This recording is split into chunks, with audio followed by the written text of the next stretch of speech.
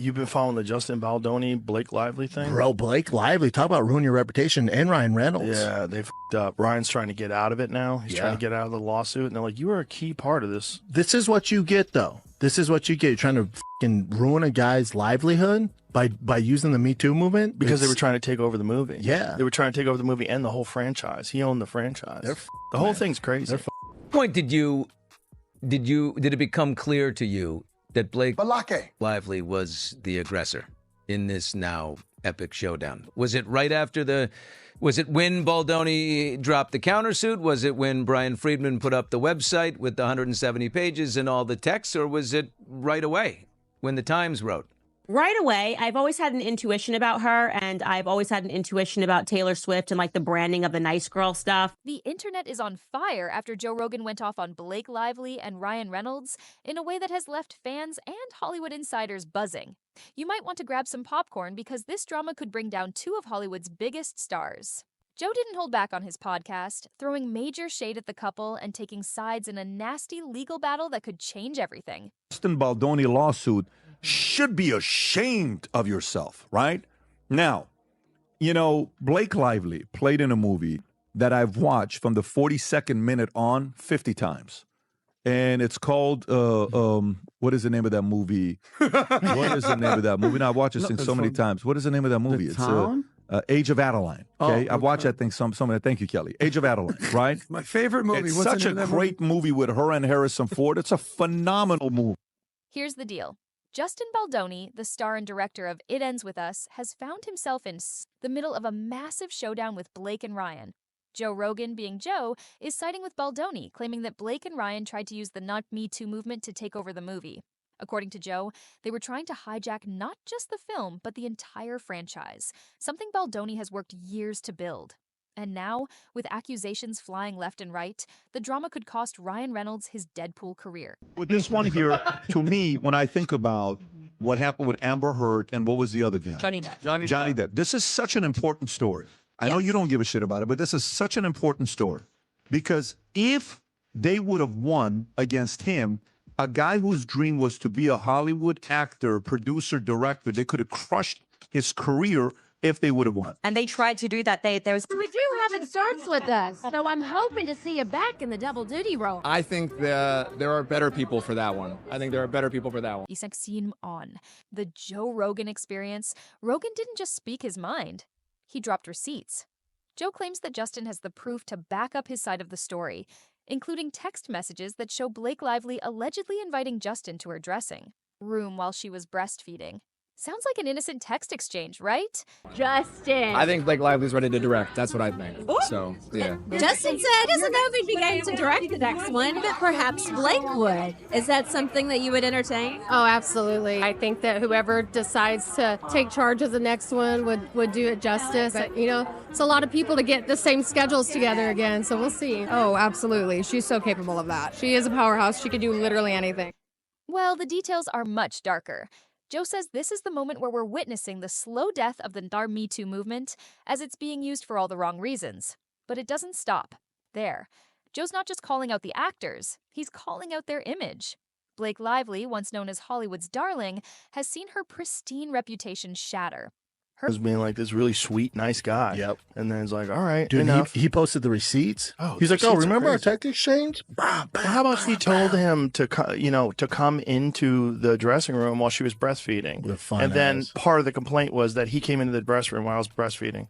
Like, you literally have a text exchange back and forth. issue. We are seeing the Me Too movement literally die. It's taking its last gasping breaths, but it is about to be dead. So essentially what happened is Justin Baldoni purchased the rights to the book, It Ends With Us.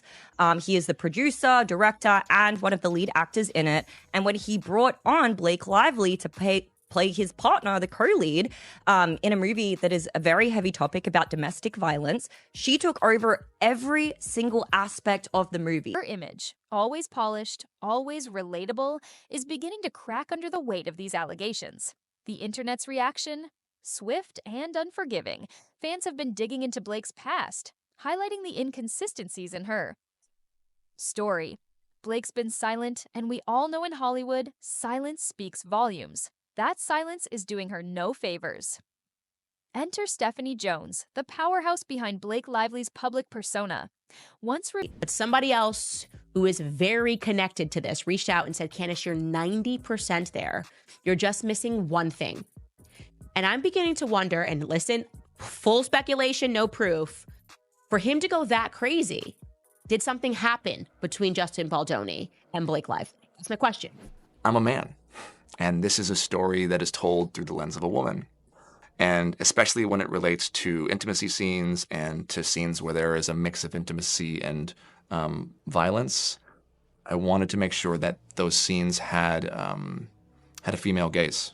As much as I can try to see the world as a woman, I never will be able to. Veered as one of the top PR consultants in Hollywood, Jones is now in the hot seat, with many wondering if she played a larger role in the scandal. According to a source close to the situation, Stephanie has been orchestrating Blake's moves for years, carefully curating her image as the golden girl of Hollywood. But now, rumors are swirling that he was great. I mean, he did a really good job at balancing being both, you know, a lead actor in the film and then being a director and a producer. And honestly, the entire crew that he assembled was just so incredible. I mean, everybody in this film was just on the top of their game. It was a really pleasant environment to work in. I never felt like I was on a set, you know, I just felt like I was having a conversation with Blake.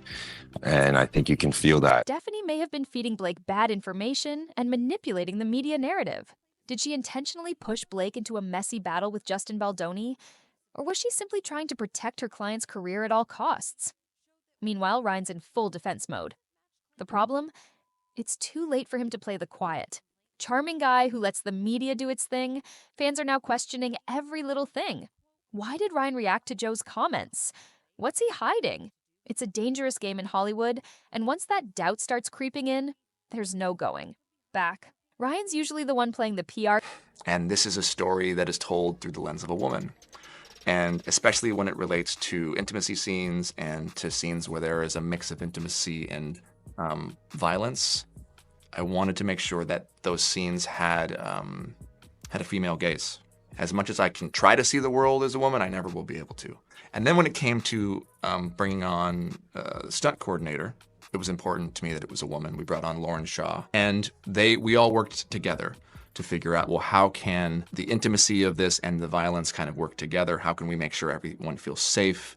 How can we rehearse and go through the process? Stylist stepped in.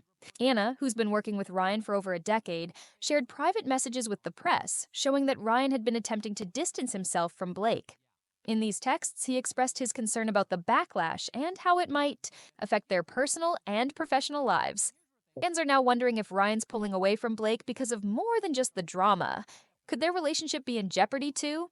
Things only get messier as we shift focus to the PR teams. Word on the street is that Blake's PR team might have been feeding her bad information, even starting the whole smear campaign against Justin Baldoni. The goal? To make him look bad, but here's the kicker. This backfired. Instead of ruining Justin's career, it's now threatening to destroy Blake's. So, what's her play here? Could a public apology clear her name? Maybe, but only if she's willing to throw her PR. He's suing the New York Times, and he's got a great case He's there, going hard in too. the paint. But He that's should. what it takes. It's what it takes. It's like Johnny Depp. Yeah. He's like, all right. Yeah. He did for the boys. Exactly.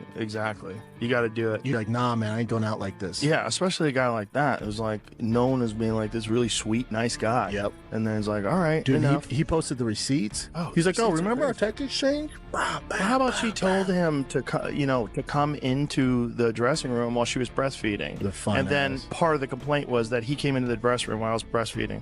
Like, you literally have a text exchange.